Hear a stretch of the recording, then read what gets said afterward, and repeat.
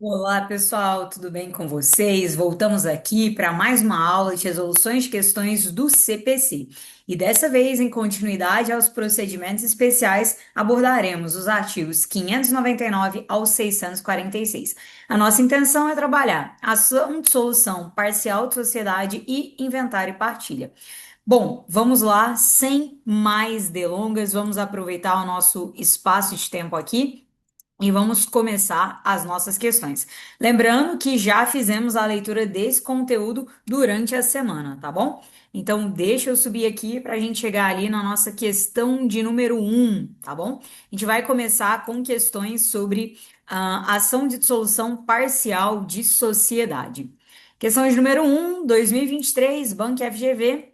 Sobre a ação de dissolução parcial de sociedade, é correto afirmar que, letra A sociedade não será citada se todos os seus sócios forem, mas não ficará sujeita a efeitos da decisão e a coisa julgada. Pessoal, está errado isso aqui. A gente já viu que realmente a sociedade não será citada e não precisa participar se todos os seus sócios forem citados. Mas uma das consequências é que a sociedade ficará sujeita aos efeitos da decisão e da coisa julgada, tá bom? Essa aqui é a redação do artigo 601, ó. Artigo 601. Os sócios e a sociedade serão citados para que no prazo de 15 dias, no prazo de 15 dias, concordar com o pedido ou apresentar contestação. Parágrafo único. A sociedade não será citada se todos os seus sócios forem, mas ficará sujeita aos efeitos da decisão e a coisa julgada. Então, a letra A diz que, olha, a sociedade não será citada se todos os seus sócios forem. Até aqui está correto. O problema é o depois, ó. Mas não ficará sujeita a efeitos da decisão e a coisa julgada? Ficará sujeita, sim. Artigo 601, parágrafo único, tá bom? Vamos lá. Letra B. Desculpa. Havendo contestação, observar-se-á o procedimento de jurisdição voluntária, bem como as regras gerais de liquidação da sentença. Pessoal, havendo contestação, nós observaremos aí o procedimento comum, tá bom? Vamos lá, ó. Artigo 603, exatamente o parágrafo 2º. Havendo contestação, observar-se-á o procedimento comum, mas a liquidação da sentença seguirá o disposto neste capítulo. Já que a gente está aqui no 603, vamos comentar o 603 como um todo, ó. Havendo manifestação expressa e unânime pela concordância da dissolução, o juiz a decretará, passando-se imediatamente à fase de liquidação. Na hipótese prevista no caput, em que há concordância expressa e unânime pela dissolução da sociedade, solução parcial, hein? A gente está usando solução parcial da sociedade. Como comentamos aí durante a leitura, né, a dissolução é possível que seja total, quando a gente tem a extinção da sociedade, ou a dissolução parcial, porque saiu um sócio, porque algum sócio morreu e pela affecto societatis, a gente não admite o ingresso dos herdeiros, tá bom? Aqui a gente não fica revisando a teoria, como nós já fizemos isso durante a leitura, por isso eu acelero um pouquinho mais aqui para comentar as questões. Na hipótese prevista no caput, então, em que a manifestação expressa e unânime pela concordância da dissolução, não haverá condenação em honorários advocatícios de nenhuma das partes, e as custas serão rateadas segundo a participação das partes no capital social. Letra B, então, o erro é porque diz que observar-se-á o procedimento de jurisdição voluntária. E não, na verdade, não será observado o procedimento de jurisdição voluntária, mas sim o procedimento comum. Letra C. A data da resolução e o critério de apuração de haveres podem ser revistos pelo juiz, a pedido da parte, a qualquer tempo, antes do fim da perícia. É antes do início da perícia. Meu Deus, como a Banca FGV faz peguinha, né? Olha a redação do artigo 607. A data da resolução e o critério de apuração de haveres podem ser revistos pelo juiz a pedido da parte a qualquer tempo antes do início da perícia. Antes do início da perícia. São muitos detalhes e que a banca vem aqui, ó, antes do fim, não. É antes do início da perícia. Artigo 607. Natália, o que a gente tem que fazer? Treinar, estudar os artigos. Ah, já lemos uma vez, agora estamos resolvendo questões. Voltamos no artigo para chamar a atenção aquilo que já caiu e é o peguinha que a banca fez, tá? É assim, ir errando e acertando, construindo aí o conhecimento. Não é fácil, mas é necessário. E às vezes a gente esquece, tem que revisar, revisar, revisar, revisar. Ah, já estudei o CPC uma vez, estuda de novo. Terminei, vou estudar de novo. E é assim. reiteradamente, né? Então, artigo 607, a data da resolução e o critério de apuração de haveres podem ser vistos pelo juiz a pedido da parte a qualquer tempo antes do início da perícia, tá? Letra D, vamos lá. O cônjuge do sócio cujo casamento terminou não pode requerer a apuração de seus haveres na sociedade, que serão pagos à conta da cota social titulada por este sócio. Turma, pode sim, tá? Isso aqui tá bem no início, artigo 600, ó. Vamos dar uma revisada aqui no artigo 600. Ação de dissolução parcial da sociedade, ó. A ação de dissolução parcial pode ser proposta pelo espólio do sócio falecido, quando a totalidade dos sucessores não ingressar na sociedade, pelos sucessores após concluída a partilha do sócio falecido, pela sociedade se os sócios sobreviventes não admitirem o ingresso do espólio ou dos sucessores do falecido na sociedade, quando esse direito decorrer do contrato social, pelo sócio que exerceu o direito de retirada ou recesso, se não tiver sido providenciado pelos demais sócios a alteração contratual consensual formalizando o desligamento, depois de decorrido 10 dias, pela sociedade, nos casos em que a lei não autoriza a exclusão extrajudicial, ou pelo sócio excluído. E aí vem aqui o que a banca cobrou. O cônjuge ou companheiro do sócio cujo casamento, união estável ou convivência terminou, pode. O que a banca falou? Não pode. Na verdade, pode requerer a apuração dos seus haveres na sociedade, que serão pagos à conta da cota social titulada por este sócio, tá? Então, errado. Turma, só tem que ser letra E, né? E vamos torcer para isso. Letra E. Havendo manifestação expressa e unânime pela concordância da dissolução, o juiz a decretará, deixando de condenar as partes em honorários advocatícios e as custas serão rateadas segundo a participação das partes no capital social. Já vimos isso, artigo 603, parágrafo primeiro, né? Na hipótese prevista no CAPT, qual a hipótese prevista do CAPT, em que a manifestação expressa e unânime pela concordância da dissolução, não haverá condenação em honorários advocatícios de nenhuma das partes e as custas serão rateadas, segundo a participação das partes no capital social. Gabarito, então, letra E, fundamento aqui, artigo 603. Temos mais uma questão aqui que eu trouxe de ação de dissolução parcial de sociedade, depois aquilo que a gente não analisar aqui, a gente volta ali e pelo menos revisa os artigos, tá bom? Vamos lá para a nossa questão de número 2. A sociedade empresária Alfa Construtora Limitada foi constituída por três sócios, Mateus, Marcos e Maurício, com o objetivo de atuar no ramo de construção civil. Após 5 anos de atividades, Mateus decide retirar-se da sociedade, comunicando sua decisão de forma imotivada, sem apresentar justificativa específica. Diante da situação hipotética, é correto afirmar que a data da resolução da sociedade Alfa será. Quem participou da leitura coletiva, pega essa aqui rapidamente. 30 dias contados do recebimento da notificação de Mateus pela sociedade. A data de notificação de Mateus, letra C, 60 dias contados do dia seguinte ao do recebimento da notificação de Mateus pela sociedade. Letra C é o nosso gabarito. D. A data do recebimento da notificação de Mateus pela sociedade. Letra E. A data da juntada da resolução da sociedade na junta comercial? Não. Vamos aqui para o artigo 605. E eu lembro muito bem que na nossa aula nós comentamos diversos julgados, tá? Se você pegar o nosso material, você vai ver que aqui no nosso material. Por que que eu fiz isso? Porque eu ministrei algumas aulas aqui de Direito Empresarial para o Enan, no curso Vossa Excelência. Então, o que eu resolvi fazer aqui, logo depois da ação de dissolução parcial de sociedade, eu trouxe todos os julgados que eu encontrei do STJ sobre esse assunto. Escutem, todos os julgados que eu encontrei. Não significa que não existam mais. Pode ser que existam muito mais. Então, não significa que não existe mais. Existe. Mas o que eu encontrei, eu juro para vocês que eu coloquei aqui. Então, tudo de julgado do STJ sobre a ação de dissolução parcial de sociedade você encontra nesse material, até a data da nossa leitura. Nós vemos a leitura na sexta, então até a data do dia 17 de abril foi isso que eu encontrei, tá bom? Você está recebendo essa aula aqui já na semana seguinte, então ela está super atualizada. E vamos lá, o que que a banca cobrou aqui de nós? Cobrou o artigo 605. Deixa eu voltar nele aqui, já que eu voltei no material. Vamos pegar aqui o artigo 605 e a gente vai comentar o artigo 605 do lado do artigo 1029 do Código Civil. Vem cá, ó. Artigo 605. A data da resolução da sociedade será Inciso um, no caso de falecimento do sócio, a do óbito. Inciso 2, na retirada imotivada, o 60º dia seguinte ao do recebimento pela sociedade da notificação do sócio retirante. Qual foi a nossa pergunta aqui mesmo? Ah, o sócio é uma sociedade por prazo indeterminado, ele recebeu, resolveu, né, se retirar imotivadamente. A partir de quando será a resolução dele? Será a partir do 60º dia seguinte ao do recebimento pela sociedade da notificação do sócio retirante.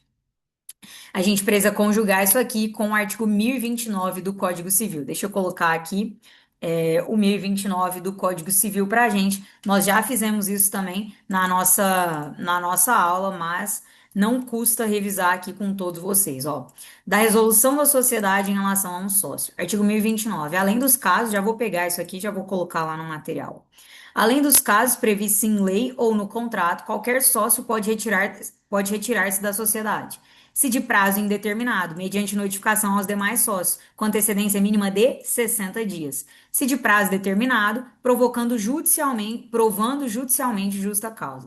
Parágrafo único. Nos 30 dias subsequentes à notificação, podem os demais sócios optar pela dissolução da sociedade. Então, o que a banca cobrou aqui para a gente? A redação do artigo 605. A data da resolução da sociedade será, no caso de falecimento do sócio, é do óbito, na retirada imotivada, o 60º dia seguinte ao do recebimento pela sociedade da notificação do sócio retirante. Inciso 3. Deixa eu só inserir isso aqui e a gente segue, tá? Só para o material depois ficar aí completinho para você. Eu já vou aproveitar para fazer isso agora, porque senão depois eu eventualmente posso esquecer, tá? 2 segundos, já estou finalizando, do Código Civil 2002, ó.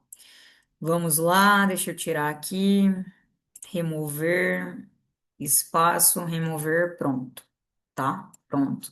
Aí sim. Inciso 3. Então, a resolução da sociedade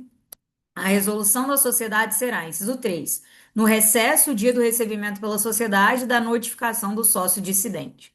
Na retirada, por justa causa de sociedade por prazo determinado e na exclusão judicial do sócio, a do trânsito em julgado da decisão que dissolver a sociedade. Inciso 5, na exclusão extrajudicial, a data da assembleia ou da reunião de sócios que a tiver deliberado. Vamos voltar aqui para a nossa questão e relembrar se apenas o artigo 605 resolve mesmo a nossa questão, ó. Então, a sociedade empresária foi constituída por 3 sócios, Marcos, Mateus e Maurício, com o objetivo de atuar no ramo da construção civil. Ok. Após 5 anos de atividade, Mateus decide retirar-se da sociedade, comunicando sua decisão de forma imotivada, então sem motivo, sem apresentar justificativa específica. Diante da situação hipotética, eu quero afirmar que a data da resolução será 60 dias contados do dia seguinte ao do recebimento da notificação de Mateus pela sociedade, tá bom? Então, artigo 605 aqui do CPC, e aí vocês podem conjugar também, cumular, né, com o artigo 1029 do Código Civil. Letra D, a data de recebimento? Não. Letra E, a data de juntada? Não. 60 dias contados do dia seguinte ao recebimento da notificação de Mateus.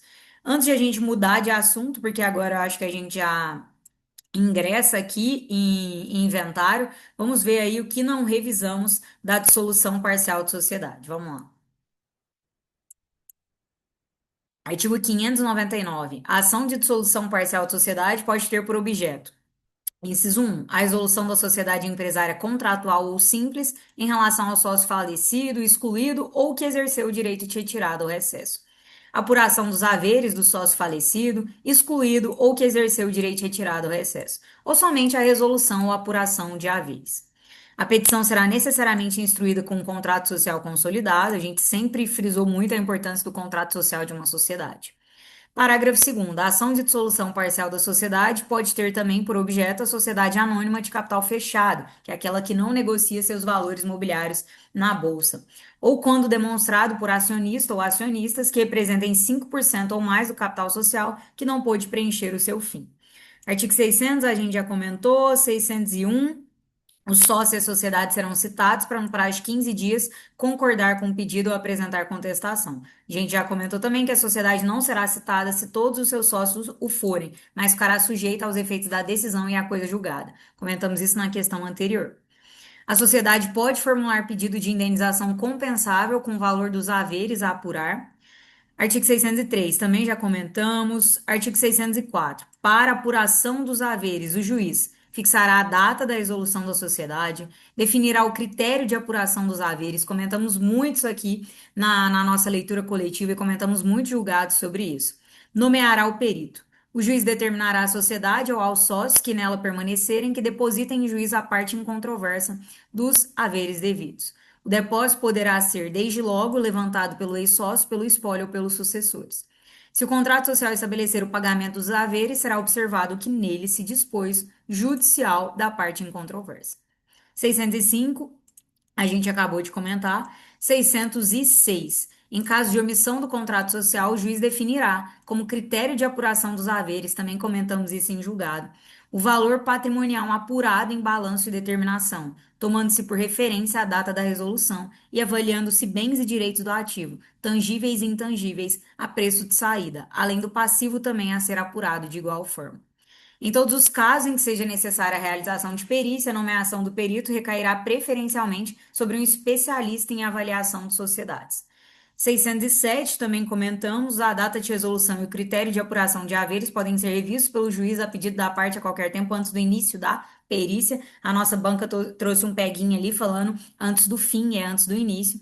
Artigo 608. Até a data da resolução, integram o valor devido ao ex-sócio, ao espólio ou aos sucessores, a participação nos lucros ou juros sobre o capital próprio declarados pela sociedade, e, se for o caso, a remuneração como administrador. Após a data da resolução, o ex-sócio, o espólio e os sucessores terão direito apenas à correção monetária dos valores apurados e aos juros contratuais ou legais. Artigo 609. Uma vez apurados, os haveres do sócio retirante serão pagos conforme disciplinar o contrato social. E no silêncio a gente vai observar o 1031. 1031, para quem está estudando para o Enem, direito empresarial, essa parte aqui é muito importante, tá? Muito importante mesmo. Eu trabalhei bastante isso nas minhas aulas aqui do curso Vossa Excelência, ó.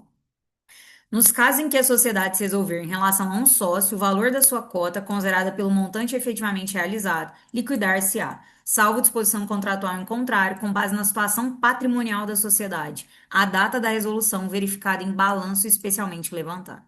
O capital social sofrerá a correspondente redução, salvo se os demais sócios suprirem o valor da cota. Porque, afinal, um sócio está saindo, né? A gente precisa apurar os haveres desse sócio, quanto ele vai receber, quanto ele tem de direito. Se a sociedade quiser completar o valor para que não haja redução do capital social, ótimo, ok. Se ela não quiser, o capital social sofrerá a correspondente redução. Parágrafo 2º. A cota liquidada será paga em dinheiro no prazo de 90 dias. E eu frisei isso aqui bastante na nossa leitura coletiva. Olha, notificação para sair, eu vou considerar a resolução a partir do 60º dia da notificação, tá? Mas quando se dará o pagamento? A cota liquidada será paga em dinheiro no prazo de 90 dias a partir da liquidação, salvo acordo ou estipulação contratual em contrário, tá? Então, fizemos um estudo aqui de CPC conjugado com direito empresarial. Foram essas as duas questões que eu trouxe aqui sobre a ação de solução parcial de sociedade, uma da banca FGV, outra da banca Vunesp, 2025 e 2023. Agora nós vamos mudar de assunto e vamos já para inventário e partilha, tá? E uma coisinha sobre inventário e partilha. Como a gente não finalizou todos os artigos de uma única vez, nós fizemos a fragmentação, nós vamos terminar essa semana na leitura, vocês vão ver que muitas questões aqui elas se repetem. E dessa vez eu não tive saída. E em uma outra oportunidade, a gente vai comentar um artigo lá da frente que a gente ainda não viu. E na próxima aula isso também vai acontecer, tá? Então, às vezes eu vou voltar, às vezes aqui eu vou ter que ir. E por quê? Porque a divisão que nós fizemos aqui do CPC contempla a leitura de inventário e partilha em 2 dias. Então, às vezes as bancas cobram um assunto lá na frente que a gente ainda não leu e vice-versa, tá? Mas vamos tentar aqui o melhor possível e eu tentei trazer principalmente conteúdo que nós já comentamos. Mas em alguma oportunidade a gente vai avançar em um ou outro artigo que nós ainda não vimos, tá? Mas faz parte do jogo, a banca é interdisciplinar, né? E a todo momento pode variar conteúdos. Vamos lá. José faleceu em 3/10 de 2024, deixando como patrimônio um imóvel residencial e um veículo, que somam conjuntamente 200 mil. O finado deixou Regina, sua viúva, assim como os filhos Bernardo e Letícia, irmãos gêmeos que contam com 21 anos de idade. Considerando que todos os envolvidos são capazes a respeito do inventário e da partilha dos bens deixados por José, é correto afirmar que, letra A, o processo de inventário e de partilha deve ser instaurado dentro de 3 meses a contar da abertura da sucessão, ultimando-se nos últimos 12 meses subsequentes. Turma, o processo de inventário e de partilha deve ser instaurado dentro de 2 meses, tá? O processo de inventário e partilha deve ser instaurado dentro de 2 meses. Isso aqui está no. Ia falar aqui 600 e. Eu tô no Código Civil. Deixa eu voltar aqui. Vou até tirar o Código Civil já, porque eu acho que nós já fizemos tudo dele, tá? Isso aqui tá no 611, 611, ó. Já fui nele lá de imediato, ó.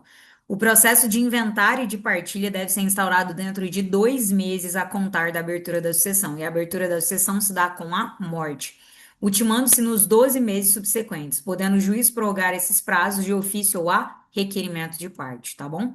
Então, gabarito aqui, não pode ser letra A, porque a letra A está incorreta. Ela diz dentro de 3 meses, é dentro de 2 meses, artigo 611.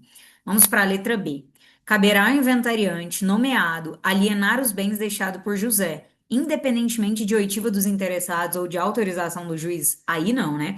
O inventariante, de fato, ele pode alienar, tá? Ele é responsável pelos bens ali do espólio. No entanto, ele precisa dar autorização do juiz e ele precisa ouvir os interessados. Então, olha a redação do artigo 619. Incumbe ainda ao inventariante ouvir os interessados e, com autorização do juiz, alienar os bens de qualquer espécie, transigir em juízo ou fora dele, pagar dívidas do espólio, fazer as despesas necessárias para a conservação e o melhoramento dos bens do espólio. Então, incumbe ao inventariante ouvir os interessados e, com autorização do juiz, alienar bens de qualquer espécie. Aqui diz: caberá ao inventariante nomeado alienar os bens deixados por José, independentemente de oitiva dos interessados ou de autorização do juiz. Errado. Ele precisa ouvir os interessados e precisa de autorização do juiz. Artigo 619.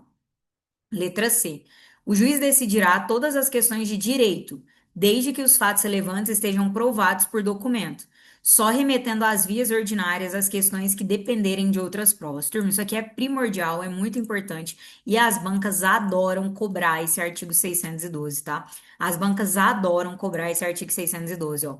O juiz decidirá todas as questões de direito, desde que os fatos relevantes estejam provados por documento. Anotem isso. O juiz do inventário decidirá todas as questões de direito, desde que os fatos relevantes estejam provados por documento. Caso não, eu vou ter que remeter para a via ordinária. O que é remeter para a via ordinária? Falar, ó, vá lá com a ação própria para comprovar o seu direito, tá? Vá lá com a ação própria para comprovar o seu direito. Então, o juiz decidirá todas as questões de direito, desde que os fatos relevantes estejam provados por documento, só remetendo para as vias ordinárias as questões que dependerem de outras provas, tudo bem? Artigo 612, então, o juiz decidirá todas as questões de direito, desde que os fatos relevantes estejam provados por documento, só remetendo para as vias ordinárias as questões que dependerem de outras provas.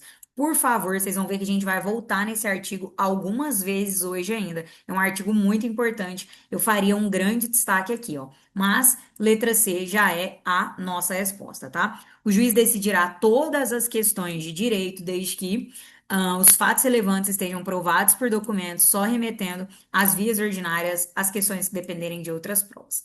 Letra D. As primeiras declarações deverão ser prestadas dentro de 15 dias contados da data em que o inventariante prestou o compromisso. Não, pessoal, vamos pegar aqui é o 620, ó. Dentro de 20 dias contados da data em que prestou o compromisso, o inventariante fará as primeiras declarações, das quais se lavrará termo circunstanciado, assinado pelo juiz, pelo escrivão e pelo inventariante, no qual serão exarados o nome, o estado, a idade e o domicílio do autor da herança, o dia e o local em que faleceu e se deixou o testamento, o nome, o estado, a idade, o endereço eletrônico e a residência dos herdeiros, e havendo cônjuge ou companheiro supérstite além dos respectivos dados pessoais, o regime de bens do casamento ou da união estável, a qualidade dos herdeiros e o grau de parentesco com o inventariado, a relação completa e individualizada de todos os bens do espólio, inclusive aqueles que devem ser conferidos à colação, e dos bens alheios que nele forem encontrados, descrevendo. Que é aqueles que devem ser conferidos à colação? É que foram doados em vida aí aos herdeiros e agora eles precisam trazer aqui no inventário para a gente contabilizar o percentual, saber qual se está correto, se tem que devolver um pouco, qual é o percentual que vai para cada um dos herdeiros, tá? E aí tem a descrição dos imóveis com as suas especificações, dos móveis, dos semoventes, dinheiro, títulos da dívida pública, dívidas ativas e passivas, direitos e ações e o valor corrente de cada um dos bens do espólio. Enfim, olha, dentro de 20 dias contados da data em que prestou o compromisso. Que a questão colocou aqui? As primeiras declarações deverão ser prestadas dentro de 15 dias, errado. É dentro de 20 dias. Só vamos terminar o artigo 620, já que a gente começou, né? O juiz determinará que se proceda ao balanço do estabelecimento se o autor da herança era empresário individual, apuração de haveres se o autor da herança era sócio de sociedade que não anônima. As declarações podem ser prestadas mediante petição, firmada por procurador com poderes especiais, a qual o termo se reportará, tá bom? Letra D, então, não é a resposta, a gente já achou a resposta, a gente só está justificando o erro das demais. Vamos lá, letra E. Essa aqui é um exemplo do que nós ainda não vimos, mas veja, não dava para eu deixar de trazer a questão. Primeiro, olha o ano da questão. 2025. Ah, mas é residente jurídico. Gente, não tem problema. É a nossa banca FGV. O que ela está cobrando? Quais artigos ela está destacando? Esse aqui nós ainda não vimos, mas eu não tenho outra saída com vocês, tá? Eu peço desculpas, eu não gosto de fazer isso, mas uma hora ou outra é necessário. Vamos lá. Não é cabível o processamento do inventário sobre a forma de arrolamento, pois o valor dos bens do espólio é superior a 50 salários mínimos. Turma, vamos aqui para o artigo 664. A gente vai ver que o procedimento de arrolamento é um procedimento um pouco mais simplificado, em que eu tenho a partilha amigável celebrada entre partes capazes, nos termos da lei, tananã. A gente vai estudar isso aqui na nossa próxima aula aí de leitura do CPC. Mas o que a banca cobrou foi o artigo 664, ó. Quando o valor dos bens do espólio for igual ou inferior a 1.000 salários mínimos, o inventário processar-se-á na forma de arrolamento, cabendo ao inventariante nomeado, independentemente de assinatura de termo de compromisso, apresentar com suas declarações atribuição de valor aos bens do espólio e o plano da partilha. Que a letra E está falando? Que não é cabível o processamento do inventário sobre a forma de arrolamento, pois o valor dos bens é superior a 50 salários mínimos. Está errado, porque a gente vai poder ter o arrolamento quando os bens do espólio for igual ou inferior a 1.000 salários mínimos. Então, até 1.000 salários mínimos eu posso o inventário aqui pelo arrolamento, tá? Que é um procedimento mais simplificado. Processamento do inventário sobre a forma de arrolamento até 1.000 salários mínimos. Aqui ele contou pra gente que foi 200 mil, tá? Não tem problema, tá? Então, até 1.000 salários mínimos, tá? Vamos lá. Questão de número 4. Então, essa foi a única aí que a gente teve que comentar, mas a gente já tinha encontrado a resposta. Questão de número 4. Trouxe essa questão aqui, ó, Banco FGV 2024, para frisar aquilo que a gente comentou no artigo 612, tá? E porque eu quero destacar com vocês alguns julgados aqui do STJ. Vamos lá. Nossa, eu acho que eu comi um mosquito aqui, eu não sei. E tá ao vivo gravado, mas veio alguma coisa voando aqui. Minha garganta tá doendo bastante, mas foi porque eu errei. Como eu uso muito a voz, eu tenho que evitar muitas coisas geladas, tá, não, não. E eu tô em Cuiabá, Cuiabrasa, né? E hoje fez muito calor aqui, me deu muita vontade de tomar açaí. Adivinha? Tomei um açaí pequeno até, 250 ml meu açaí. No entanto, faz muito mal pra minha garganta, muito mal mesmo. E sempre faz. E eu tomei o açaí, sabia que eu tinha que gravar essa aula aqui, agora fica arranhando, sabe? Enfim, consequência, né? Quer açaí, tem que gravar aula e faz parte do ofício. Vamos lá. José faleceu em 20 de 3 de 2019, vitimado por causas naturais. O finado era casado com Regina, sob o regime de comunhão parcial de bens, e deixou duas filhas, Luciana e Mariana. Após seu falecimento, foi descoberta a existência de testamento público, no qual reconhecer a paternidade de João, bem como legara para Cecília e Raquel, suas sobrinhas, um imóvel de alto padrão. Sabedoras do testamento, Cecília e Raquel requereram em juízo seu cumprimento, o que foi deferido. Ato contínuo, ambas ajuizaram a ação de inventário e partilha. Regularmente citada, Luciana arguiu a nulidade do testamento, alegando que a assinatura de José foi falsificada, o que poderia, segundo a alega, ser provado mediante prova pericial e documental. O juízo do inventário, sem determinar a produção de qualquer prova, não acolheu a alegação de Luciano, fundamentando sua adesão na presunção de veracidade do ato notarial, e determinou o prosseguimento do processo. Luciana recorreu da decisão, pedindo a declaração de nulidade do testamento e o prosseguimento do inventário, para que a partilha obedecesse ao regime da sucessão a título universal. Com base na jurisprudência do STJ e nas regras do Código de Processo Civil aplicáveis ao inventário, é correto afirmar que, vamos lá, vamos descer aqui para ver todas as alternativas. Letra A. O STJ possui entendimento consolidado de que a decisão sobre a validade do testamento no curso do inventário pode ser atacada por apelação ou contrarrazões. Turma, e aí vem aquele artigo que, assim, eu brinco assim, a gente não pode fazer prova da banca FGV sem ler esse artigo aqui na véspera. Se a prova é domingo, você tem que ler isso aqui no sábado à noite e falar ele, sei lá, umas 5 vezes no mínimo, porque a todo momento a banca vem aqui e cobra, ó. Também caberá agravo de instrumento contra as lesões interlocutórias proferidas na fase de liquidação de sentença, no cumprimento de sentença, no processo de execução e no processo de inventário. A todo momento a banca cobra isso aqui, a todo momento. A gente nem leu e eu não sei quantas vezes nessas aulas de resoluções de questões eu já fiz referência ao 1012 sobre apelação e já fiz referência ao 1015 sobre agravo de instrumento. Então, o STJ possui um entendimento consolidado de que a adesão sobre a validade do testamento no curso do inventário pode ser atacado por apelação ou contrarrazões, por ser considerado uma adesão preliminar de mérito, conforme sistemática do 1009. Não, não, não, não, não, não, não. Agravo de instrumento. Letra B. Por se tratar de questão de autoindagação, gente, envolve falsidade, tá? Envolve a validade da autenticidade da assinatura e ainda um testamento público. Então, é uma questão complexa, tá? Por se tratar de questão de autoindagação, a discussão acerca da validade da autenticidade da assinatura de José e, por conseguinte, da validade do testamento público deveria ter sido feita pelas vias ordinárias, não cabendo ao juízo do inventário decidir sobre o tema. Esse é o nosso gabarito. E, Natália, eu precisava conhecer necessariamente a jurisprudência do STJ? Não, você precisava lembrar disso aqui, ó. O juiz decidirá todas as questões de direito desde que os fatos relevantes estejam provados por documento, só remetendo para as vias ordinárias as questões que dependerem de outras provas. Dependeu de uma perícia ali? Via ordinária. Acabou a questão aqui. Mas o que que nós precisamos trazer e vai ser e foi isso que eu trouxe aqui embaixo para vocês. Letra B é o nosso gabarito, ó.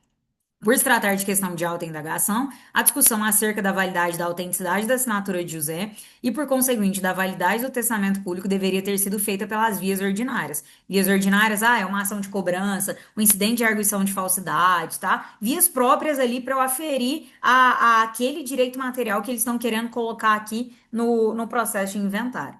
Não cabendo ao juiz do inventário decidir sobre o tema. Exatamente, ó.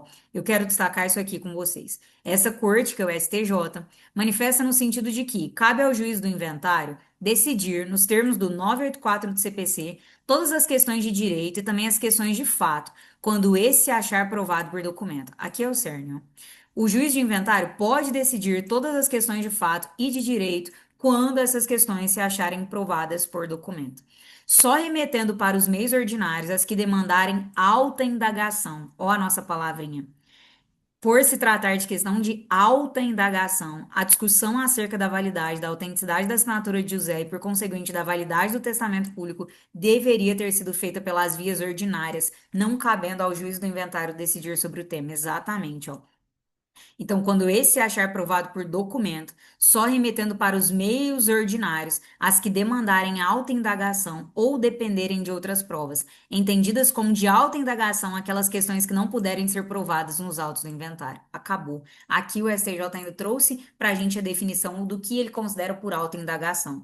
Tá vendo que estudar é importante, mas resolver questões também, porque elas nos levam a outros assuntos. tá? Estudar é importante. Resolver questões é uma forma de estudar, né? Então, existem diversas formas de estudar. E às vezes a gente fica em um estudo muito passivo. Ah, vou assistir só videoaula de teoria. Montar seu caderno é importante, é mais treine, conheça a sua banca, tá? Veja o que ela tá cobrando, e é isso que nós estamos fazendo aqui. Eu vou bater nessa tecla.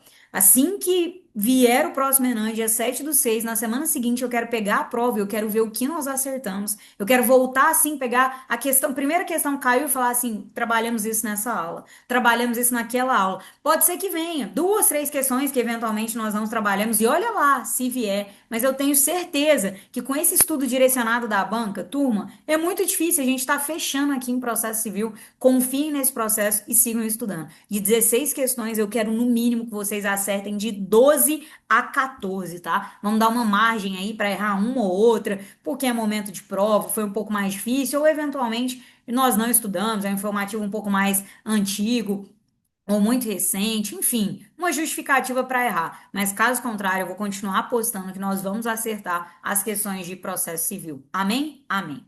Vamos lá, então. Quando esse se achar provado por documento, o juiz do inventário pode decidir. Agora, as que demandarem alta indagação ou dependerem de outras provas entendidas como de alta indagação, aquelas questões que não puderem ser provadas nos autos do inventário. Questões de alta indagação são as que demandam a produção de provas que não estão nos autos do inventário. E por exigirem ampla cognição para serem apurados e solucionadas, devem ser decididas em ação própria, nas vias ordinárias, tá bom? Deixei aqui o link para vocês, mas é isso, gabarito letra D. Vamos lá. Letra C.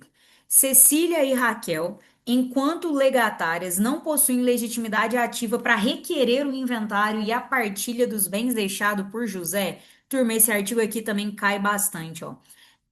Vamos voltar aqui, ó. Da legitimidade para requerer o inventário.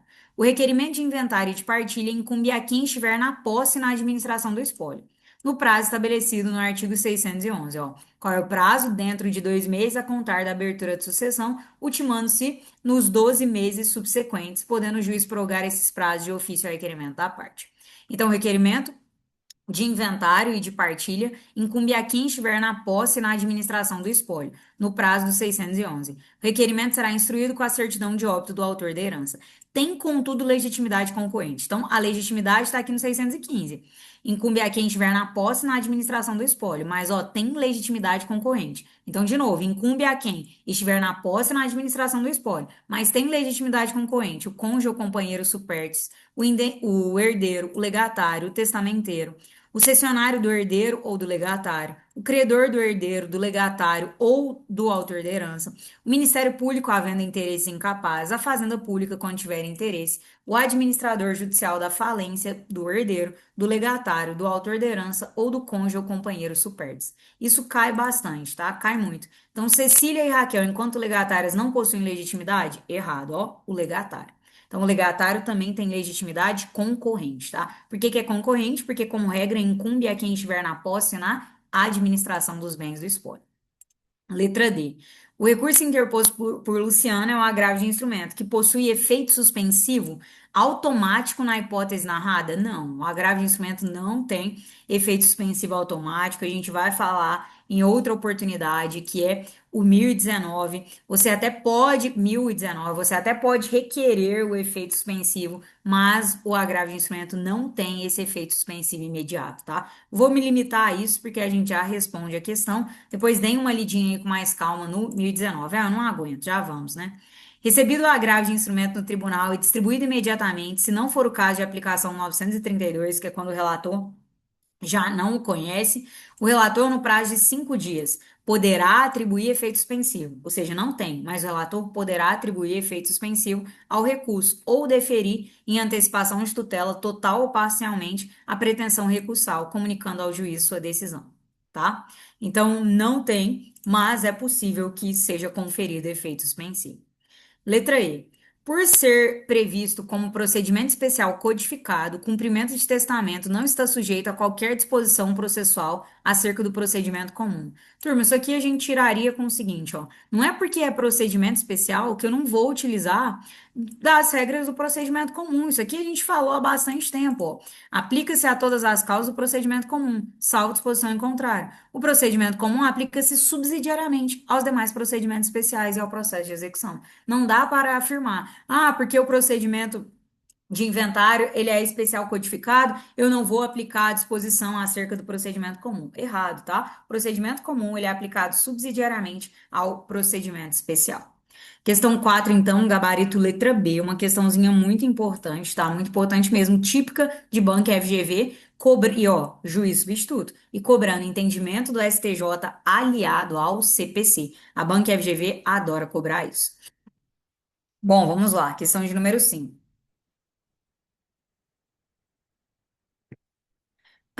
Sobre inventário e partilha, é correto afirmar que é necessária autorização judicial para que o inventariante represente o espólio no polo ativo de ações judiciais. Turma, qual é a função do espólio? Qual é a função do espólio? Representar. Qual a função do espólio? Qual a função do inventariante? Representar o espólio. Então, ó. Ah, olha isso. É necessária autorização judicial para que o inventariante represente o espólio. Ó, incumbe ao inventariante. Olha o inciso 1. Representar o espólio ativo e passivamente, em juízo ou fora dele observando-se quanto ao dativo disposto no 75, parágrafo 1º.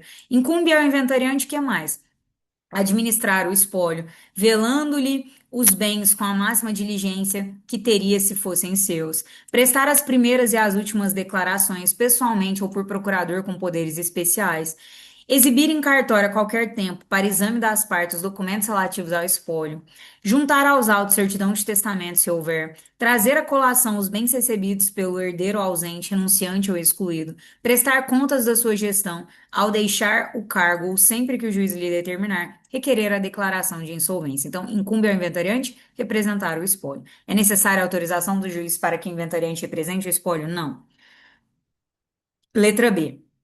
Ocupa o primeiro lugar na ordem de nomeação do inventariante o herdeiro que se encontre na posse de bens do espólio. Não. Isso aqui a gente vai ver também que cai bastante. Artigo 617. Essa ordem aqui é muito importante, ó. O juiz nomeará inventariante na seguinte ordem. E ó quem está em primeiro lugar. O cônjuge ou companheiro sobrevivente, mas desde que esteja em convívio com o autor ao tempo da morte deste. A gente vai ver que tem outras questões repetidas sobre isso aqui, ó.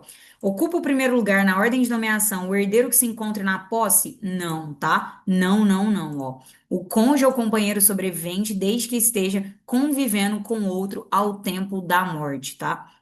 E, Natália, o que eles falaram aqui que você pode confundir? Da legitimidade para requerer o inventário, né? Porque o requerimento de inventário e de partilha incumbe a quem estiver na posse ou na administração do espólio. Mas existem outros com legitimidade concorrente. A banca tentou aqui misturar os 616, que é o 615, 616, que é legitimidade, com a ordem aí de nomeação do inventariante, tá? Então, muito cuidado com isso, ó. O juiz nomeará o inventariante na seguinte ordem. Primeiro, então, o cônjuge ou companheiro sobrevivente, desde que estivesse convivendo com outro ao tempo da morte deste. 2. O herdeiro que se achar na posse na administração do espólio, que é o segundo, se não houver cônjuge ou companheiro sobrevivente, ou se estes não estiverem, ou se estes não puderem ser nomeados. Então, o que ele trouxe como primeiro aqui, na verdade, é a nossa segunda opção, ó. O herdeiro que se achar na posse na administração do espólio, se não houver cônjuge ou companheiro sobrevivente, ou se estes não puderem ser nomeados. 3. Qualquer herdeiro, quando nenhum deles estiver na posse na administração do espólio. 4. O herdeiro menor, por seu representante legal. 5. O testamenteiro, se lhe tiver sido confiada a administração do espólio, ou se toda a herança estiver distribuída em legados. 6. O cessionário do herdeiro ou do legatário. 7. O inventariante judicial, se houver. 8. A pessoa estranha, idônea, quando não houver inventariante judicial. O inventariante intimado da nomeação prestará, dentro de 5 dias, o compromisso de bem e fielmente desempenhar a função. Então, cuidado com o prazo, ó.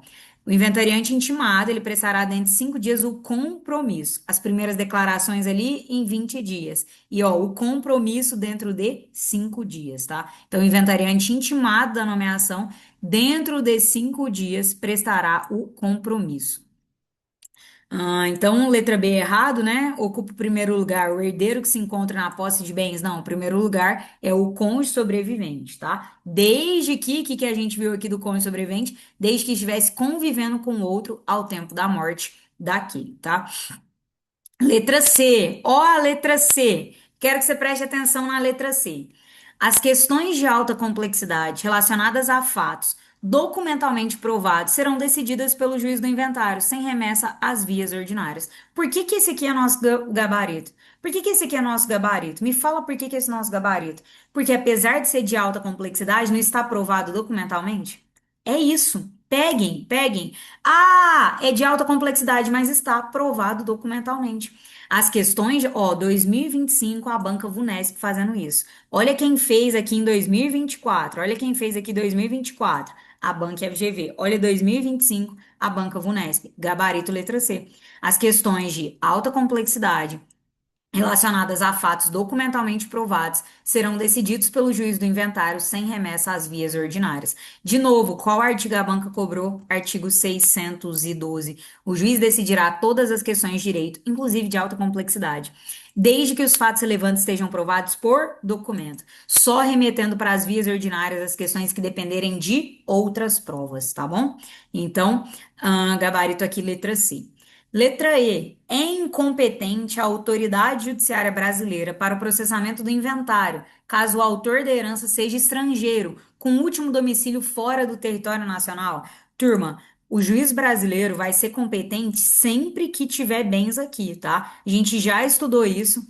Vamos voltar aqui, porque competência, a gente, na aula passada mesmo, estávamos estudando ali ações possessórias e vimos o quanto o artigo 47 é cobrado sobre a competência absoluta no caso de ação possessória. Agora, a banca, salvo engano, aqui cobrou o artigo. Ah, é mais fácil voltar do que. Salvo engano, aqui tá no artigo 48, tá? Deixa eu descer aqui só para confirmar isso com vocês. Aqui, ó, artigo 48. O foro de domicílio do autor da herança no Brasil é competente para o inventário, a partilha, a arrecadação. Então, de novo, ó, o foro de domicílio do autor da herança no Brasil é competente para o inventário, a partilha, a arrecadação, cumprimento de disposição de última vontade, a impugnação ou anulação de partilha extrajudicial e para todas as ações em que o espólio for réu, ainda que o óbito tenha ocorrido no estrangeiro. Então, muito cuidado com isso aqui. O foro de domicílio do autor da herança no Brasil é competente para o inventário, para a partilha, a arrecadação, cumprimento e disposição de última vontade, a impugnação ou anulação de partilha extrajudicial e para todas as ações em que o réu, em que for réu, ainda que o óbito tenha ocorrido no estrangeiro. Se o autor da herança não possuía domicílio certo, e enfim, aqui temos outras disposições, mas esse artigo aqui. Deixa eu só voltar para confirmar aqui, ó. É incompetente a autoridade judiciária brasileira para processamento do inventário, caso o autor da herança. Turma, o artigo 48 é importante aqui para a gente, mas ele não vai responder a nossa questão, ó. Isso aqui vai estar aqui, achei. Pronto, pronto, pronto, pronto. Ó, compete à autoridade judiciária brasileira, com exclusão de qualquer outra, conhecer de ações relativas a imóveis situados no Brasil, em matéria de sucessão hereditária, proceder à confirmação de testamento particular e ao inventário e à partilha de bens situados no Brasil. Isso aqui é importante. Se tiver bens situados no Brasil, ainda que o autor da herança seja de nacionalidade estrangeira ou tenha domicílio fora do território nacional, tá? Letra, não, inciso 3. Em divórcio, separação judicial ou dissolução de união estável, proceder-se à partilha de bens situados no Brasil, ainda que o titular seja de nacionalidade estrangeira ou tenha domicílio fora do território nacional, tá? Então, compete à autoridade judiciária brasileira, com exclusão de qualquer outra, em matéria de sucessão hereditária, proceder à confirmação de testamento particular e ao inventário e à partilha de bens situados no Brasil, ainda que o autor da herança seja de nacionalidade estrangeira ou tenha domicílio fora do território nacional. Aqui tá falando que é incompetente a autoridade judiciária brasileira. Não, a autoridade judiciária brasileira é competente, tá? Artigo 23, artigo 23. Para o processamento do inventário, caso o autor da herança seja estrangeiro com último domicílio fora do território nacional, ele precisa ter bens aqui e aí a competência será da Justiça brasileira, tá? Para os bens que estão aqui situados. Então, letra D incorreta, nós já achamos nosso gabarito, gabarito letra C. Deixei aqui para vocês mais uma questãozinha, tá? Treinem, eu não lembro se aqui é da banca FGV ou não, mas independentemente de ser ou não ser, não deixem de treinar. Vamos lá para a nossa questãozinha de número 6.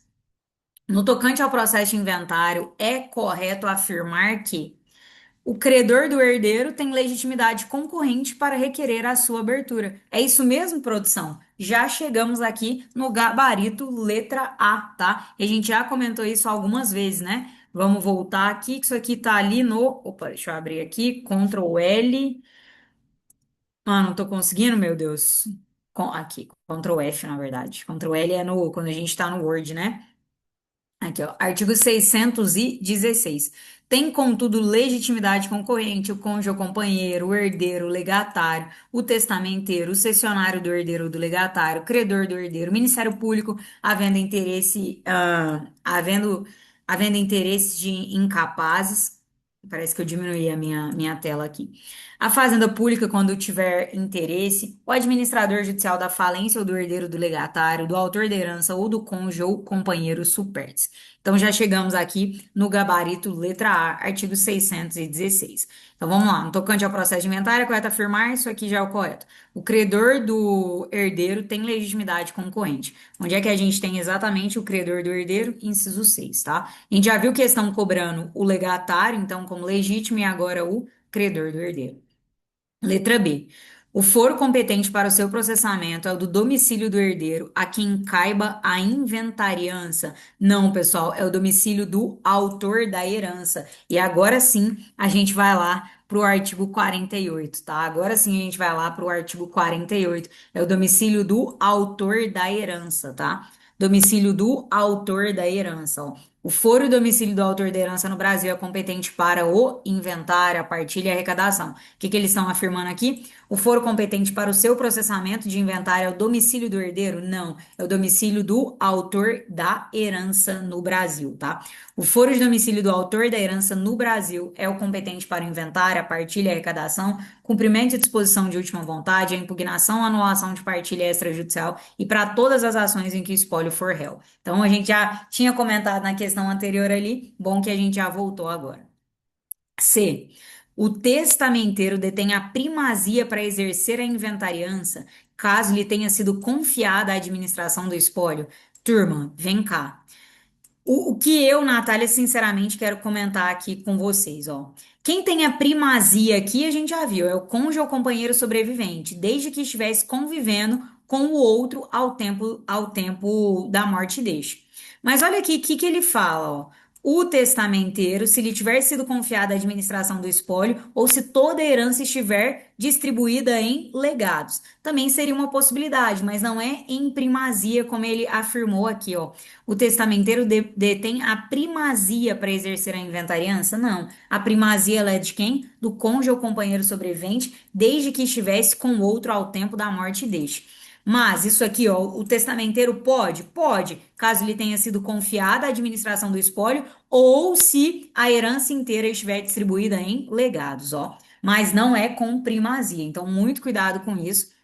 Ele até pode ser inventariante, mas a primazia aqui está o cônjuge ou companheiro. E lembrem-se, a gente tem uma ordem até chegar no testamenteiro, tá? Mas para ser o testamenteiro, tem que, se tiver lhe sido confiada a administração do espólio ou se toda a herança estiver distribuída em legados, tá? Não dá para a gente marcar a letra C.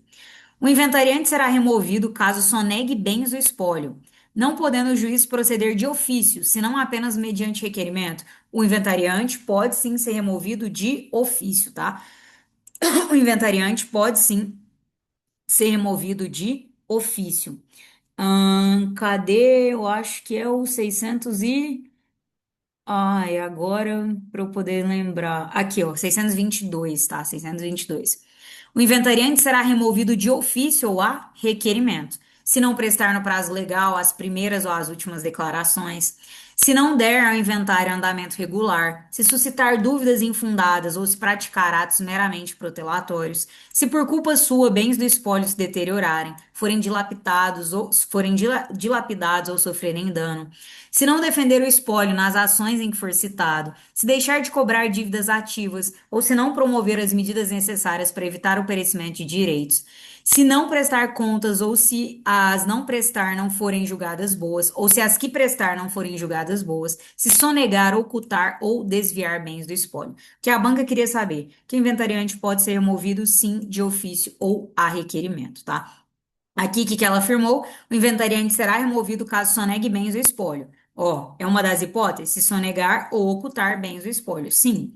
Mas aí o que que ela fala depois? Não podendo o juiz proceder de ofício. Pode sim o juiz proceder. É de ofício ou a requerimento, tá? É de ofício ou a requerimento.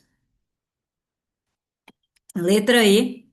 De novo, 1015, que a gente comenta a todo momento. 1015, parágrafo único. As lesões interlocutórias são irrecorríveis? Não, são recorríveis. Sendo lícito ao interessado, na hipótese de risco de dano de difícil reparação, manejar a ação de mandado de segurança? Não. As lesões interlocutórias são recorríveis. Artigo 1015, parágrafo único, tá? Questão de número 7. Vamos lá, questão de número 7. Estamos avançando bem. Vamos ficar dentro do nosso tempo, né?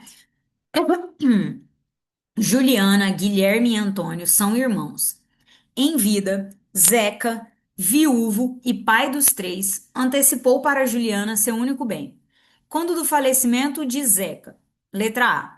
Se a matéria exigir dilação probatória documental, Juliana poderá receber o seu quinhão hereditário, independentemente de prestar caução? Não, não, não, não, não. Nesse caso, ela vai ter que prestar caução, tá? Nesse caso, ela vai ter que prestar caução, ó. Vamos aqui comentar. Se o herdeiro negar o recebimento de bens ou a obrigação de as conferir, o juiz, ouvidas as partes, no prazo comum de 15 dias, decidirá à vista das alegações e das provas produzidas. Aí vem o parágrafo segundo. Se a matéria exigir dilação probatória diversa da documental, o juiz remeterá as partes às vias ordinárias, não podendo o herdeiro receber o seu quinhão hereditário enquanto pender a demanda, sem prestar caução correspondente ao valor dos bens sobre os quais versar a conferência. Então, olha a gente mudando de assunto aqui, ó. Juliana, Guilherme e Antônio são irmãos. Até então a gente estava repetindo um assunto, acabamos de mudar. Em vida, Zeca, viúvo e pai dos três, antecipou para Juliana seu único bem imóvel. Quando do falecimento, se a matéria exigir dilação probatória, Juliana poderá receber o seu quinhão hereditário independentemente de caução? Não. Ela até poderá receber, mas aí nesse caso ela tem que prestar caução. Artigo 641, parágrafo segundo, tá? Se a matéria exigir dilação probatória diversa da documental, o juiz nomeará as partes às vias ordinárias.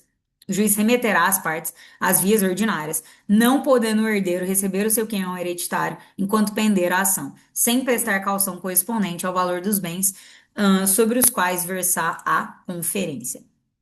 Letra B. Se Juliana for excluída da herança, ela se exime de conferir, para o efeito de repor à parte inoficiosa as liberalidades que obteve do doador? Não se exime, não se exime, tá? Artigo 640. O herdeiro que renunciou à herança ou que dela foi excluído não se exime, pelo fato da renúncia ou da exclusão, de conferir, para o efeito de repor à parte inoficiosa as liberalidades que obteve do doador. Artigo 640. De novo, o herdeiro que renunciou à herança ou que dela foi excluído não se exime, pelo fato da renúncia ou da exclusão, de conferir, para efeito de repor à parte inoficiosa as liberalidades que obteve do doador. Parágrafo 1º. É lícito ao donatário escolher dentre os bens doados tantos quantos bastem para perfazer a legítima, e a metade disponível, entrando na partilha o excedente para ser dividida entre os demais herdeiros. Se a parte inoficiosa da doação recair sobre bem imóvel que não comporte divisão cômoda, o juiz determinará que sobre elas proceda a licitação entre os herdeiros. Ah, já vou antecipar a resposta aqui. O donatário poderá concorrer na licitação referida no parágrafo 2º em igualdade de condições e terá preferência sobre os herdeiros. Acabei de antecipar a resposta sem querer. Letra B, a gente viu que está errado, então. C. Juliana deverá trazer a colação referida a apartamento, não se computando no seu valor as benfeitorias, computa-se sim as benfeitorias, tá? Cadê o artigo aqui que a gente fala das benfeitorias? Aqui, ó. Artigo 639. Vamos lá para o 639 completo. No prazo estabelecido no 627, o herdeiro obrigado à colação conferirá por termo nos autos ou por petição, a qual o termo se reportará os bens que recebeu, ou se não os possuir, trar-lhe-ás o valor. Os bens a serem conferidos na partilha, assim como as accessões e as benfeitorias que o donatário fez, calcular-se-ão pelo valor que tiverem ao tempo da abertura da sucessão. Então, a letra C está falando que ela deverá trazer a colação, não se computando no seu valor as benfeitorias, computando sim no seu valor as benfeitorias.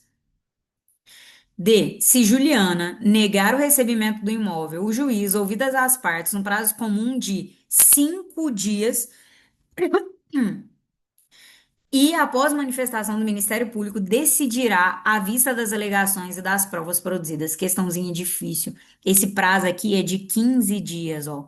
Se o herdeiro negar o recebimento dos bens ou a obrigação de os conferir, o juiz, ouvidas as partes, no prazo comum de 15 dias, decidirá à vista das alegações e das provas produzidas. Então, se Juliana negar o recebimento do imóvel, o juiz, ouvidas as partes, no prazo comum de 5 dias, não, no prazo comum de 15 dias, tá? Que a banca cobrou aqui para a gente? Essa parte das colações. Letra E é o nosso gabarito, eu acabei antecipando. O juiz determinará que se proceda à licitação do bem imóvel entre os herdeiros, sendo certo que Juliana poderá concorrer na licitação e, em igualdade de condições, terá preferência sobre os herdeiros. Exatamente, tá? O juiz determinará que se proceda à licitação do bem imóvel entre os herdeiros, sendo que Juliana poderá concorrer na licitação e, em igualdade de condições, terá preferência. A gente viu isso aqui, ó, no parágrafo segundo e terceiro do artigo 640. Ó. Se a parte inoficiosa da doação recair sobre bem imóvel que não comporte divisão cômoda, o juiz determinará que sobre elas proceda a licitação entre os herdeiros. O donatário poderá concorrer na licitação referida no parágrafo segundo em igualdade de condições terá preferência sobre os herdeiros. Gabarito, então, questão 7, gabarito letra E. Gabarito letra E, tá? Bom, foi uma questãozinha que fugiu um pouquinho, tá? Porque normalmente as bancas cobram ali 615, 616, 617. A banca que agora foi ali no tópico das colações e cobrou dos 639 ao 641. Mas com a questão, basicamente, a gente revisou todo o assunto. Questão de número 8, vamos lá. Eu acho que aqui agora vai ficar um pouco repetitivo, porque não tínhamos mais questões ali. Falei, deixa eu manter as minhas 10, tá? Para pelo menos cumprir as 10 por semana que eu me comprometi. E agora 20, né? Que a gente tá fazendo o CPC 2 vezes, daí eu tenho que gravar aí no mínimo essas 20 questões no fim de semana para segunda-feira já estar disponível para você. Vamos lá, letra A. Acerca do Instituto do Inventário, né? Então foi direto e reto aqui. O processo de inventário e de partilha deve ser instaurado dentro de 2 meses, a contar da abertura da sucessão, ultimando-se nos 12 meses subsequentes, podendo o juiz prorrogar esses prazos de ofício a requerimento. Exatamente, voltamos ali porque tem mais incidência, artigo 611. Ó. Processo de inventário e de partilha deve ser instaurado dentro de 2 meses, a contar da abertura da sucessão, ultimando-se nos 12 meses subsequentes, podendo o juiz prorrogar esses prazos de ofício ou a requerimento, tá? Letra A já é a nossa resposta. Já encontramos gabarito. Podemos pular? Não, não podemos. Vamos aproveitar para ver a questão inteira. Letra B. Não tem legitimidade concorrente para requerer a abertura de inventário credor do legatário, apenas o credor do autor da herança? Errado. A gente viu que o credor do legatário, o credor do herdeiro, o credor do autor da herança. Artigo 616. Mais uma vez, cobrando aqui para a gente os legitimados de modo concorrente para a abertura do inventário, tá? Vamos lá, a letra B é errada, então, porque tanto o credor do autor da herança quanto o credor do legatário tem sim legitimidade. C. Dentro de 30 dias da data em que prestou o compromisso? Não, dentro de 20 dias o inventariante fará as primeiras declarações. É dentro de 20 dias, ó. Artigo 620. Dentro de 20 dias contados da data em que prestou o compromisso, o inventariante fará as primeiras declarações. Tá vendo? Repetiram. Letra D, ó, a letra D a gente ainda não viu. Vamos lá.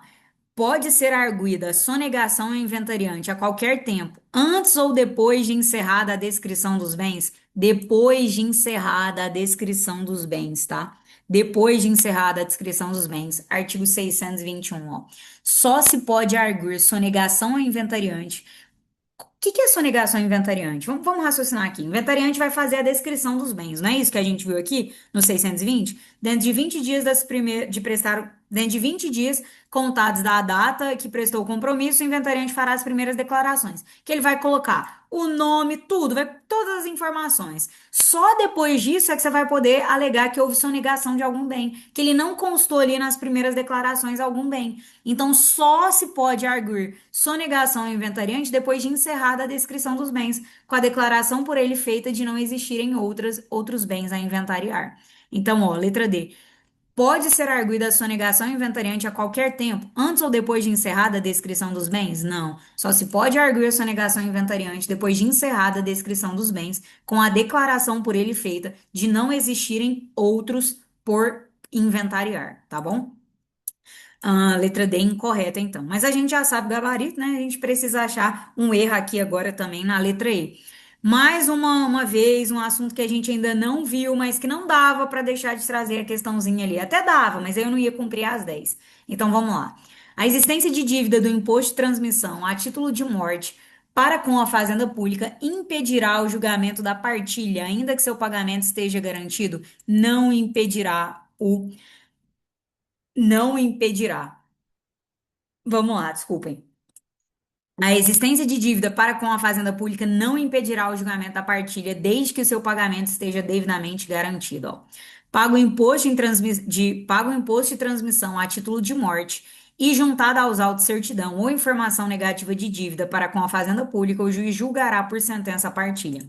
Parágrafo único. A existência de dívida para com a fazenda pública não impedirá o julgamento da partilha, desde que o seu pagamento esteja devidamente garantido. A gente ainda não viu, mas eu trouxe a questão, anotem aí, artigo 654, parágrafo único. Então, a existência de dívida do imposto de transmissão a título de morte para com a fazenda pública impedirá o julgamento da partilha, ainda que o seu pagamento esteja garantido, não impedirá o julgamento da partilha se o seu pagamento estiver garantido. Então, questão 8, gabarito letra A. Questão 9, de acordo com o disposto no CPC, acerca do procedimento especial do inventário e partilha, terá preferência para figurar como inventariante em relação a todos os demais. Quem é o primeiro? O Ministério Público? Não. O herdeiro? Não. O inventariante? Não. Letra D. O companheiro ou cônjuge supertes que conviva com o falecido ao tempo do óbito. Turma, será que cai esse assunto aqui que a gente viu? Onde estão concentrados, né? Os assuntos aqui que mais caem. O que que a gente viu? Ó, o juiz nomeará inventariante na seguinte ordem. Inciso 1, cônjuge ou companheiro sobrevivente desde que estivesse convivendo com outro ao tempo da morte. Então, questão 9, gabarito, letra D. Porque quem é que vai figurar como inventariante com preferência para ser um inventariante em relação a todos os demais, de acordo com a ordem estabelecida legalmente pelo CPC? O companheiro ou cônjuge supertes que conviva com o falecido ao tempo do óbito. Vamos lá para a nossa última questão, questão de número 10, tá? Questão de número 10. Aí, agora sim. Vamos lá. Sobre o processo de inventário, nos termos do Código de Processo Civil, assinale a alternativa correta. É obrigatória a tramitação judicial do inventário somente para os casos em que há interessado incapaz. Turma, tem outra situação que também obriga a realização de inventário judicial, que é quando eu tiver testamento, tá? Quando eu tiver testamento, ó. Artigo 610, vamos aproveitar para comentar isso. Havendo testamento ou interessado incapaz, proceder-se ao inventário judicial. Então, de novo, artigo 610. Havendo testamento ou interessado incapaz, proceder-se ao inventário judicial. Então, havendo testamento ou interessado incapaz, proceder-se ao inventário judicial. Parágrafo 1º. Se todos forem capazes e concordes, o inventário e a partilha poderão ser feitos por escritura pública, a qual constituirá documento hábil para qualquer ato de registro, bem como para levantamento de importância depositada em instituições financeiras. Parágrafo 2º. O tabelião somente lavrará a escritura pública se todas as partes interessadas estiverem assistidas por advogado ou por defensor público, cuja qualificação e assinatura constarão do ato notarial. Artigo 611. O processo de inventário e de partilha deve ser instaurado dentro de 2 meses a contar da abertura da sucessão, ultimando-se nos 12 meses subsequentes, podendo o juiz prorrogar esses prazos de ofício, ou a requerimento da parte. Isso aqui a gente já comentou. Vamos lá. O 612 também a gente já comentou diversas vezes, ó. Mas vamos comentar o 613. Até que o inventariante preste o compromisso, continuará o espólio na posse do administrador provisório. 614, o administrador provisório, representativo e passivamente o espólio, é obrigado a trazer ao acervo os frutos que desde a abertura da sucessão percebeu, tem direito ao reembolso das despesas necessárias e úteis que fez e responde pelo dano a que por dolo ou culpa der causa, tá? Vamos lá.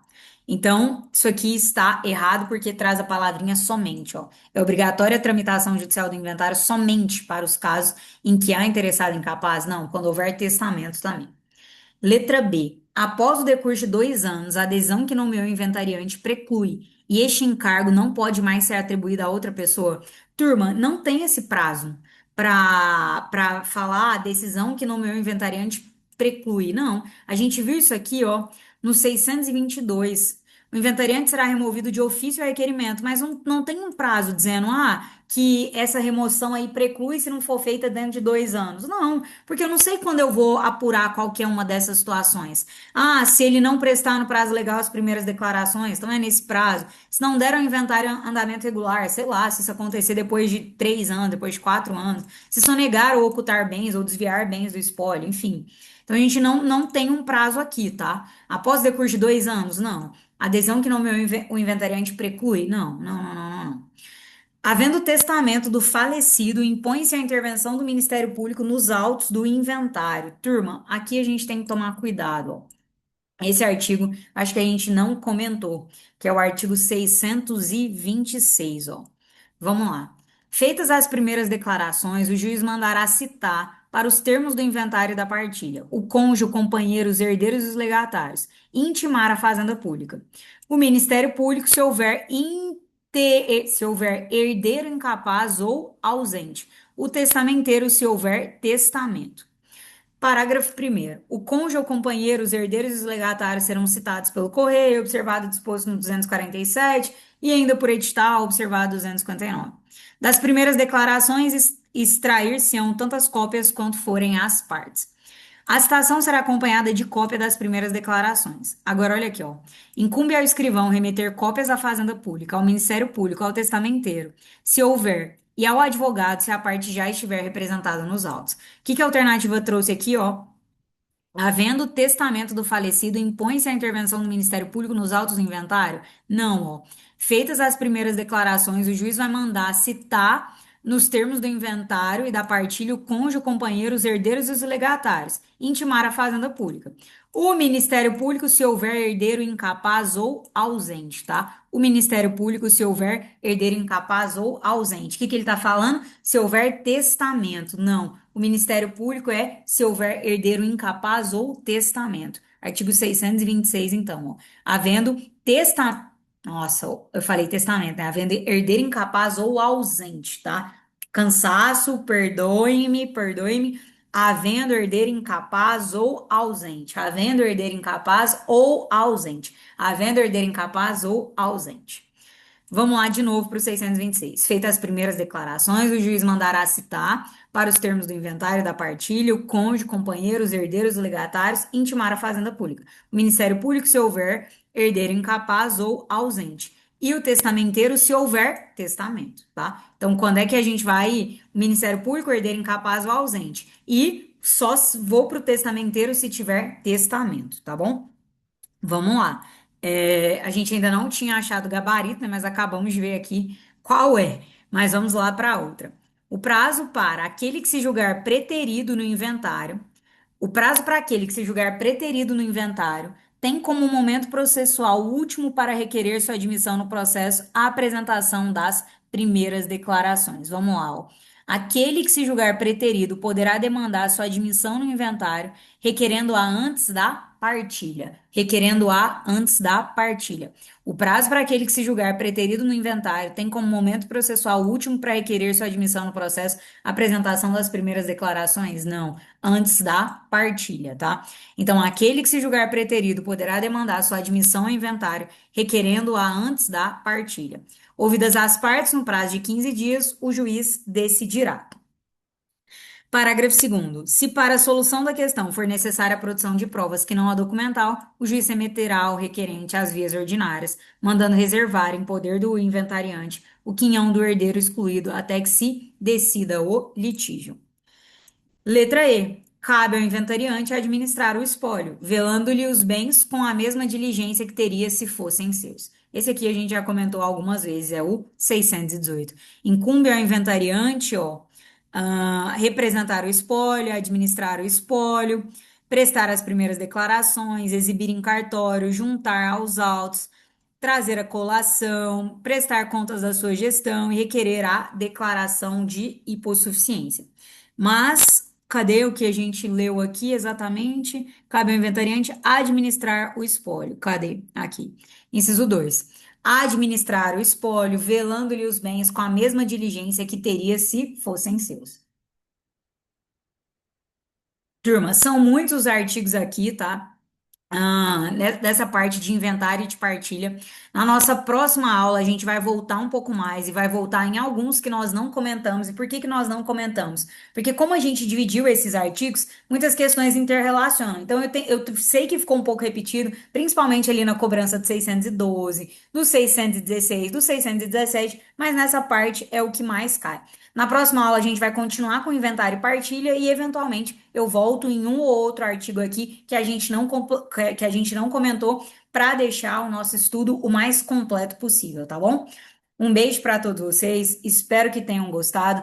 Passamos aí de mais de 60% do CPC e mantendo aquele compromisso, nós vamos terminar antes do Enem. Eu quero terminar com vocês até o início de junho, com pelo menos uma semana de antecedência. Então corra aí, tenta ficar em dia, tá? Não deixa eu gravar muitas aulas e você ficar um pouco para trás. Tenta aí pegar esse ritmo de 2 aulas por semana, tá bom? Beijão e até a próxima. Tchau, tchau.